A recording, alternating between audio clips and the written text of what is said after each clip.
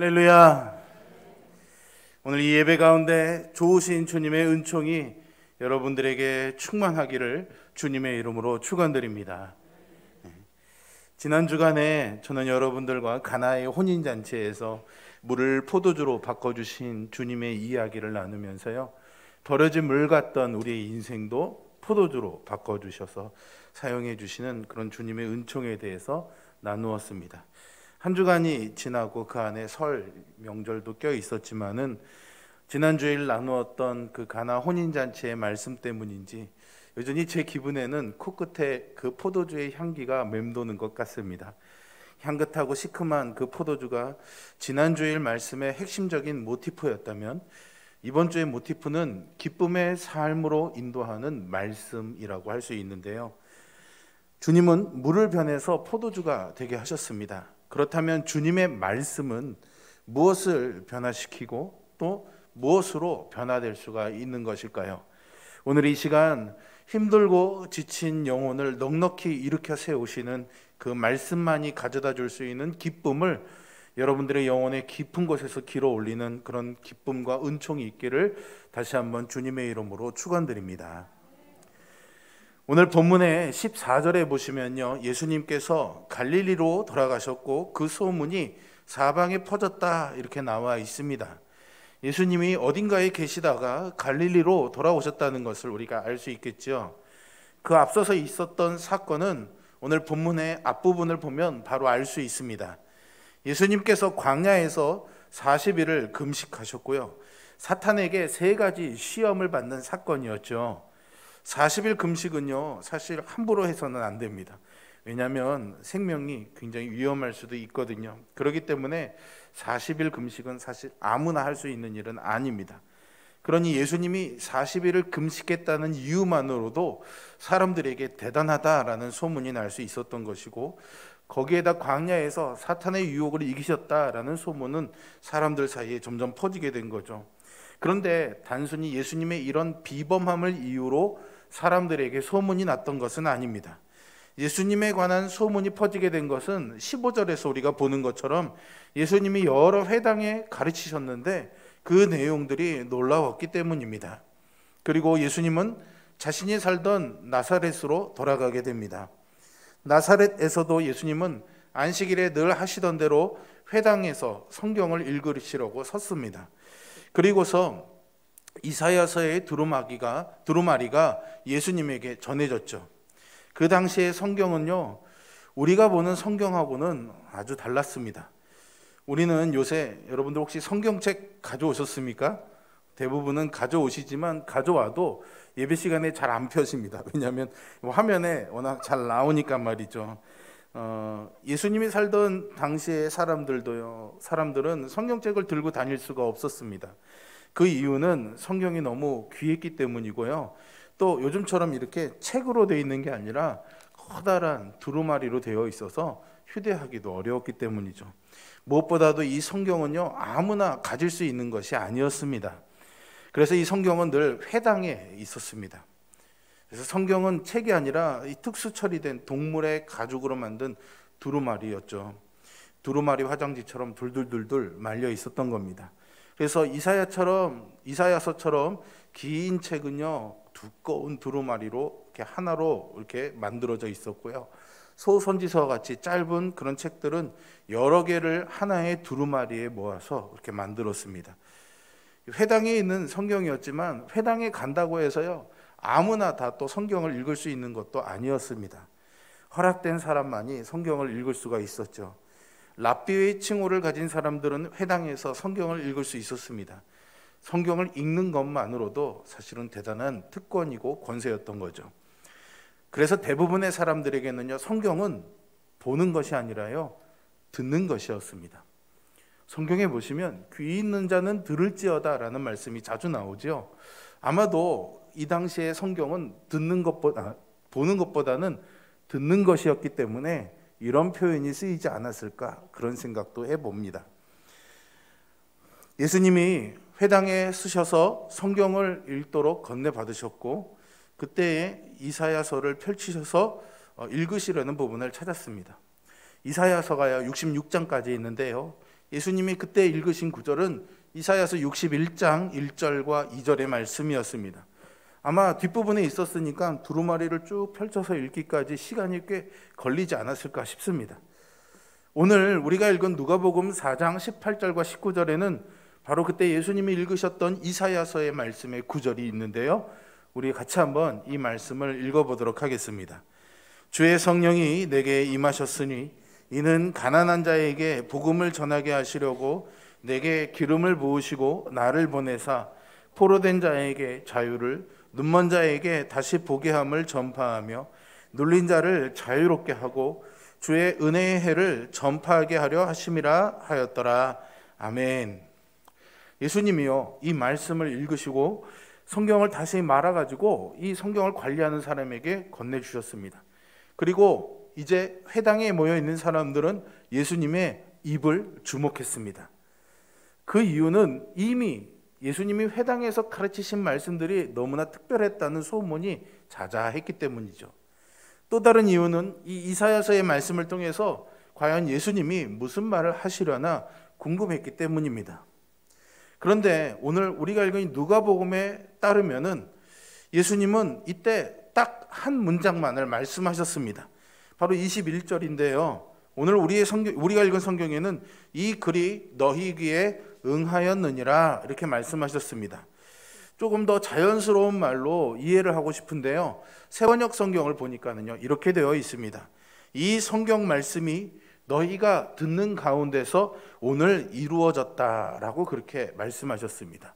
이사야서의 말씀에서 포로된 자에게 자유를, 눌린 자에게 자유를, 이런 이스라엘이 그렇게 바라던 해방과 자유에 대한 갈망을 예수님이 읽으시고 이 말씀이 지금 너희가 듣고 있는 이 자리에서 이루어졌다라고 말씀하신 겁니다.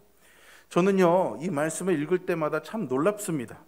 정말로 예수님이 멋지신 분이고 정말 최고의 설교자다라는 생각이 듭니다.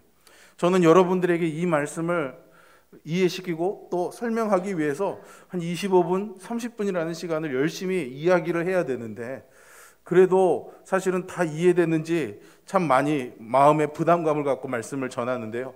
예수님은 딱 한마디만 하심으로 모든 걸 끝내버리신 거죠. 참 멋진 설교자입니다. 예수님은 이 회당에서 일종의 설교를 하신 거죠. 성경의 한 부분을 읽고 자리에 앉으셨을 때 사람들이 주목해서 본 것은 이 시간은 단지 성경을 읽는 시간이 아니라 성경을 읽고 그 말씀이 무엇을 의미하는지 랍비의 설명이나 해석을 듣는 시간이었기 때문입니다. 그러니까 일종의 설교라고 할 수 있는데요. 그 당시에 랍비들이 회당에서 성경을 읽고 설명하는 그 시간이 어느 정도였는지는 사실 정확하지는 않습니다. 아마도 회당이나 그 사람에 따라서 차이가 있지 않을까 싶습니다. 지금도요, 지금도 많은 교회들이 이 시간에 예배를 드리고 있지만 교회마다 또 설교하는 설교자들마다 그 설교하는 시간들이 다 각각 다르지 않습니까? 어떤 분은 길게 하시는 분도 있고요, 또 어떤 분은 또 짧게 하시는 분도 있고요. 그렇게 여러 상황들이 있습니다. 그런데 예수님의 말씀은 진짜 짧았습니다. 실제로 정말로 그때 딱 이 한 문장만을 말씀하셨는지 아니면 더 길게 말씀하셨는데 이 기록을 해야 되니까 다른 것들은 다 생략하고 이 한 문장만을 적은 것인지는 정확히 알 수는 없지만요, 앞뒤 문맥이나 여러 상황을 지켜보면은 그래도 아주 짧게 말씀하신 것이 분명해 보입니다. 더 긴 말이 필요 없었던 것이죠. 예수님이 하신 오늘 여러분들이 들은 말씀이 이루어졌습니다라는 이 말은 오늘 들은 이 말씀이 나를 통해서 이루어졌다라고 예수님이 말씀하신 것과 같은 의미입니다. 요한복음대로의 표현을 빌려오면은요, 말씀이 육신이 된 겁니다. 예수님이 읽으신 이사야 선지자의 예언은 주의 은혜의 해 또는 구원의 날에 일어날 사건에 대한 선언이지요. 가난한 자에게 복음이 전해지고 포로가 풀려나고 눈먼 자가 다시 보게 되고 눌린 자가 자유롭게 되는 날, 모든 사람들이 그런 고통과 억압과 묶임에서 풀려나는 해방의 날이자 구원의 날이 되는 겁니다. 사람들은요, 이사야 선지자의 예언을 들으면서 과연 이 예언이 언제 이루어질까 궁금해하고 또 기다렸을 것입니다. 그런데 예수님께서 이 예언의 말씀을 읽으시고 오늘 여기에서 이루어졌다라고 말씀하셨으니 사람들이 놀라지 않을 수가 없었겠죠. 예수님께서는 이 이사야의 예언이 더 이상 예언이 아니라 이제 현실이 되었음을 선포하신 겁니다. 많은 사람들이 예수님의 이 말씀을 들으면서 한편으로는 에이 설마 라고 생각했겠지만 다른 한편으로는 정말 그랬으면 좋겠다, 그럴 수도 있겠다, 이런 생각도 했을 것입니다. 왜냐하면 소문이 있었거든요. 예수님이 금식하셨고 또 사탄을 물리치셨다라는 것은 보통 사람과 다른 어떤 비범한 능력을 갖고 계신 분이라는 것을 말해주는 것이니까요. 또 다른 회당에서 가르치신 그 내용들이 정말로 대단하다는 사람들의 극찬의 평가가 사람들의 입에 오르내렸기 때문입니다. 저는 예수님처럼 이렇게 설교하면 얼마나 좋을까, 그런 상상을 많이 해봅니다. 오늘도 우리가 성경 본문을 읽고 찬양대에 찬양을 하고 나서 제가 여러분들에게 오늘 이 말씀이 여러분들 가운데 이루어졌습니다, 아멘, 기도하겠습니다, 이렇게 설교를 끝내면 여러분들이 정말 그렇구나, 이 말씀이 나에게 이루어졌구나, 이런 확신으로 이 성전을 떠날 수 있다면 짧은 설교여도 아마 제 설교는 성공적인 설교였을 것입니다. 그런데 뭐지? 라는 생각을 여러분들이 하신다면 아마 실패한 설교가 되겠죠. 이렇게 설교를 할 수 있다는 것은, 그리고 그것이 여러분들에게 아멘하고 응답이 될 수 있고 맞아, 그렇게 여러분들의 마음이 감동이 오기 위해서는 먼저는 이 말씀이 저를 통해서 말씀이 육신이 되어야 되겠죠. 그리고 저의 삶이, 저의 인격이 이 말씀에 대한 충분한 증거가 되어야 된다는 것을 저는 항상 기도하고 또 그러려고 노력합니다. 만약에 그렇지 않다면 이 말씀을 여러분들이 굳이 여기 앉아서 들으실 이유가 없겠죠. 물론 저에 의해서 이 말씀이 좌지우지 되는 것은 아닙니다. 그러나 저는 적어도 예수님처럼 그렇게 주님이 하신 말씀이 그들에게 육신으로 나타난 것처럼 저의 이 말씀이 여러분들에게 정말 삶에서 드러나는 그런 증거가 되기 위해서 이 말씀을 준비하고 전합니다. 그러면 여러분들은 어떻습니까? 전도할 때 한번 생각해 볼까요? 여러분들이 교회를 다니지 않는 분들에게 전도를 하면서 하나님은 사랑이십니다 라는 말을 하죠. 그런데 만약에 거기에 대해서 구구절절 우리가 다 설명을 해야 된다면 아마 이 전도가 사실은 쉽지는 않을 것입니다.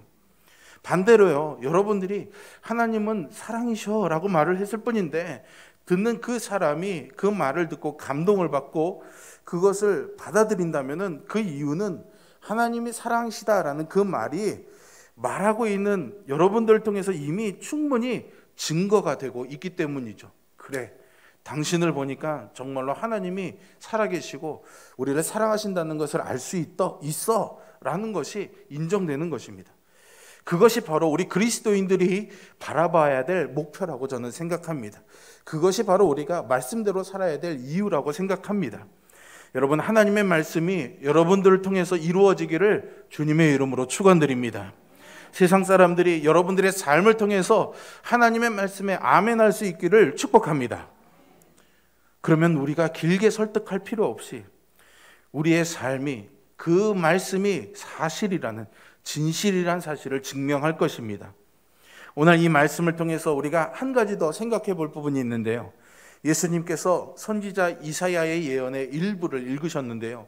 이 예언을 보면 성령이 예수님에게 임한 이유를 알 수가 있습니다. 18절에 보시면 말씀이 이렇게 시작되죠. 주의 성령이 내게 임하셨으니 라고 시작합니다. 왜 성령이 예수에게 임했을까요? 아마 사람들은 이렇게 생각할 수도 있을 것입니다.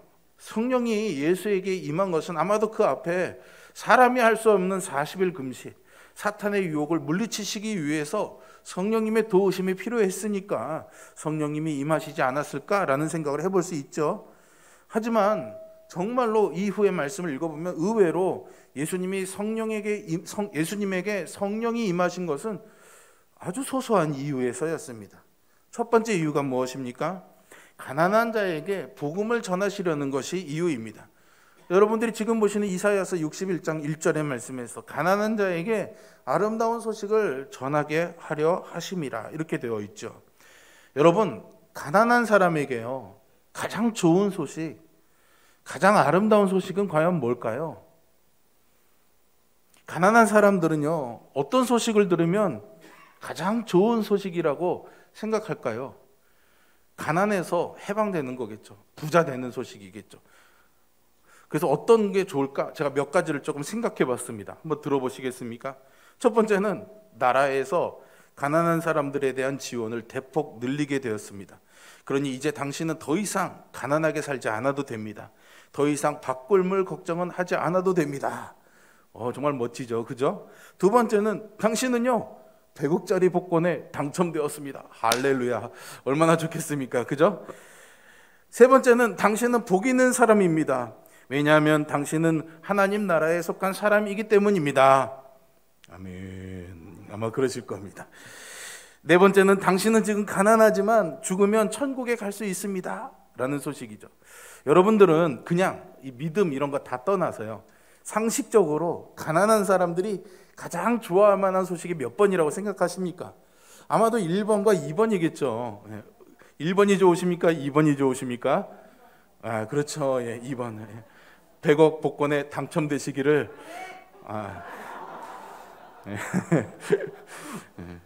근데 이후에 말씀을 들어보시면 그 아멘을 취소하셔야 됩니다. 그렇죠. 그런 소식입니다. 그런데요, 예수님이 가난한 사람들에게 주신 소식은요 3번이었습니다. 누가복음 6장 20절에 보니까는요, 예수님이 이렇게 말씀하셨어요.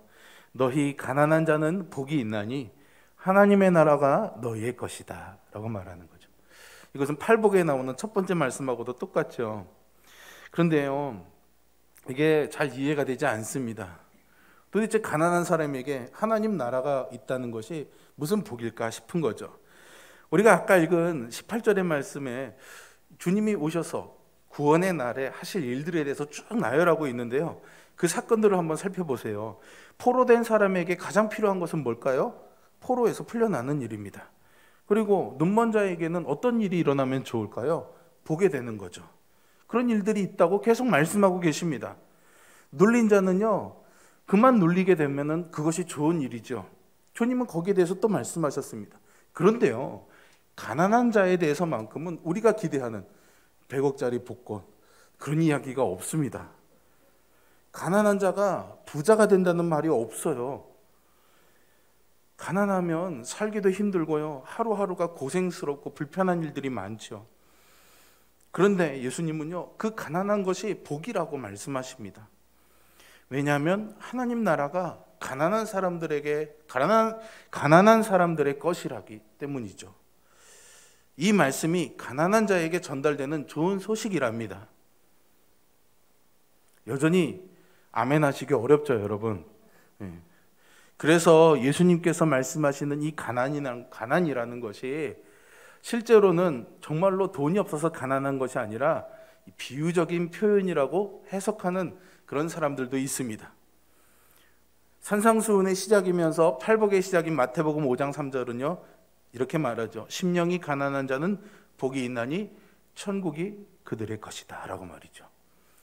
그런데 어떤 성경학자들은 예수님이 실제로 이렇게 말씀하셨을 수도 있겠지만, 아까 말씀드린 뭔가 가난한 사람이면 부자가 돼야 되는데 하나님 나라가 주어진다는 것이 이해가 되지 않으니까 여기에다가 마태가 조금 이해하기 좋게 심령이라는 말을 넣어주어서 마음이 가난한 사람은 복이 있는 거야 라고 말해줬다고 이렇게 이해하는 분들도 있습니다. 그런데 사람들이 이렇게 가난이라는 말이 비유적인 표현이냐 아니면 문자 그대로의 의미냐를 두고 왈가왈부하는 이유가 무엇이겠습니까? 가난하고 싶지 않아서겠죠. 마음은 가난하더라도 몸은 부유하고 싶기 때문입니다. 우리는 보통 천국도 소유하고 싶고 세상의 부도 가지고 싶어 하죠. 그게 우리의 마음 아닙니까? 솔직히시자고요, 여러분. 세상에서 부자로 떵떵거리면서 살면서도 마음이 가난해서 하나님 나라를 갖고 있다면 얼마나 좋겠습니까? 양손에 떡을 다 쥐고 싶은 거죠. 세상에 돈도 갖고 하늘의 축복도 갖겠다는 생각입니다. 사실 이 두 가지가 다 동시에 있으면 얼마나 좋겠습니까? 저는 여러분들이 그럴 수 있기를 간절히 소망합니다. 마음만 가난하면 되지 몸까지 가난할 필요는 없다고 생각하고, 그래서 어떤 사람들은 예수님께서 말씀하신 이 가난이라는 것이 실제로 가난한 것이 아니라 영적인 가난, 마음의 가난만을 의미한다고 그렇게 주장하기도 합니다. 그런데 제가 보기에는, 이제부터 잘 들으셔야 됩니다. 이제 이 말은 제가 보기에는 손바닥으로 하늘을 가리고 눈 가리고 아웅하는 것과 같습니다. 가난이 비유의 표현인지 문자 그대로의 의미인지를 아는 방법은요, 아주 간단합니다. 이런 질문을 하면 아마 답이 나오지 않을까요? 여러분, 예수님이요, 부자로 사셨습니까? 가난하게 사셨습니까? 제 생각에는 몹시도 가난하게 사셨습니다. 그런데 가난이 정말 나쁜 것이라면 예수님이 왜 가난하게 사셨을까요? 예수님은요, 가장 좋은 것을 취해서 사실 수 있는 분이었습니다. 마음만 먹으면 얼마든지 부자로 사실 수 있었습니다. 아마 홍천읍내에 오병이어 식당 이렇게 제목만 딱 걸고 그렇게 장사를 했어도 저는 부자가 됐으리라고 생각됩니다. 보리떡 5개, 물고기 2마리로 5,000그릇 팔면 부자 되는 거 아닌가요, 여러분? 그런데 예수님은요, 진짜 가난하게 사셨습니다. 그러니까 예수님의 이 말씀에 힘이 있는 겁니다. 가난한 자가 복이 있으며 하나님 나라가 그의 것이라는 이 말씀이 바로 그분의 삶을 통해서 나타났기 때문이죠. 말씀이 육신이 되신 것입니다. 예수님이 직접 그런 삶을 사셨습니다. 예수님께서는요, 눈먼 자들의 눈을 정말 뜨게 해주셨고요, 말 못하는 자들의 입을 열어주셨고요, 죽은 자를 살려주셨고, 배고픈 사람들에게 먹을 것을 주셨고, 병을 앓는 사람들을 치유해 주셨습니다. 하지만 성경 어디에도요, 예수님이 가난한 자를 부자로 바꾸셨다는 이야기는 눈을 씻고 찾아봐도 찾을 수가 없습니다. 오히려 부자에게 재산을 부자들이 찾아와서 가난한 사람에게 자신의 것을 주겠다고 하면은 칭찬도 하셨죠. 어떤 부자에게는 자신이 가진 것을 다 다른 사람들에게 주라고 권하시기도 했습니다. 그렇다고 해서요, 여러분들 일부러 가난한 삶을 선택하라고 말씀드리는 것은 아닙니다. 그러니 그런 경계의 눈빛을 잠시 거두시기를 바랍니다. 그리고요, 우리가 돈이 없어서 정말로 가난하고 힘들어서 기도한다면 하나님이 우리의 필요를 도우시고 필요한 만큼의 물질을 넘치도록 주실 거라고 저는 분명히 믿습니다. 여기서 우리가 주목해야 될 것은 성령님이 예수에게 임했기 때문에 그가 해낸 것이 가난하게 잘 사는 삶, 하나님 나라를 소유하는 삶을 살았다는 것입니다. 오늘 본문은요, 예수님께서 공식적으로 하신 첫 번째 설교라고 할 수 있습니다. 누가복음에 기록된 첫 번째 설교인데요, 주님의 성령이 예수에게 임했는데 이것은 가난한 자에게 복음을 전하려고 일어난 사건입니다. 예수님이 그 설교로 이렇게 말씀하신 겁니다. 오늘 여러분이 들은 이 말씀이 이루어졌습니다. 예수님을 통해서 말씀이 육신이 되셨습니다. 지금 이 예배에 함께 하시는 예수님께서 누구보다 더 가난했던 것은 확실하게 스스로 가난한 자에게 좋은 소식이 되시려고 한 것이죠. 그렇다고 여러분, 오늘 이 말씀을 듣고 굳이 가난하게 살려는 결심을 하실 필요는 없습니다. 간혹 그런 결심이 필요한 사람들도 있기는 합니다만은 대부분의 경우에는 너무나 섣부르게 결심하고 결단해버리면은 오히려 부작용도 생길 수 있거든요. 무엇보다도 우리에게 성령님이 임하시게 되면 자연스럽게 우리는 예수님과 같은 삶을 추구하게 될 것입니다.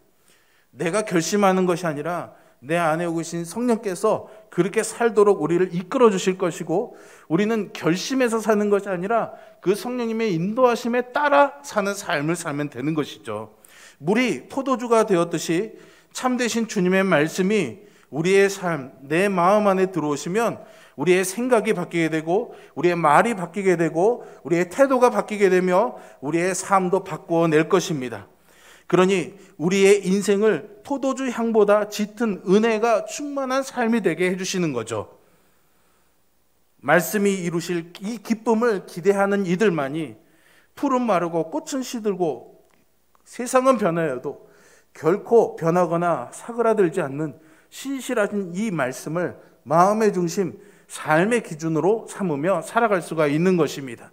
저와 여러분에게 이 복이 있기를 주님의 이름으로 축원드립니다. 시편 19편에서 내 입의 말과 마음의 묵상이 주님 앞에 연락되기를 원합니다라고 시편 기자는 고백합니다. 우리는 오늘 이 예배를 드리며 가장 먼저 이 찬양으로 하나님 앞에 나아갔습니다. 이 노래는 바로 이렇게 말씀이 능력이 되고 삶이 되는 것을 경험한 사람들이 부를 수 있는 노래입니다. 여러분들의 삶에 이 노래가 늘 따라다니기를 다시 한번 주님의 이름으로 축복합니다. 혹시나 당장의 삶이 힘겹고 감당하기 어려울 만큼 무거운 짐으로 짓눌려 있더라도 여러분 슬퍼하지 마시기를 바랍니다. 절망하지 마시기를 바랍니다.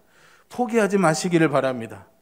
말씀이 되어주신 주님께서 여러분들의 삶에 육신으로 나타나셔서 여러분들의 삶을 기쁨으로 인도하고 변화시켜 주실 것을 저는 믿습니다. 그리고 그렇게 되기를 간절히 소망합니다. 오늘 말씀을 듣는 이 시간 성령께서 여러분들의 마음 가운데 임재하셔서 이와 같은 말씀이 주는 기쁨이 충만한 삶으로 이어지기를 주님의 이름으로 축원드립니다. 기도하겠습니다.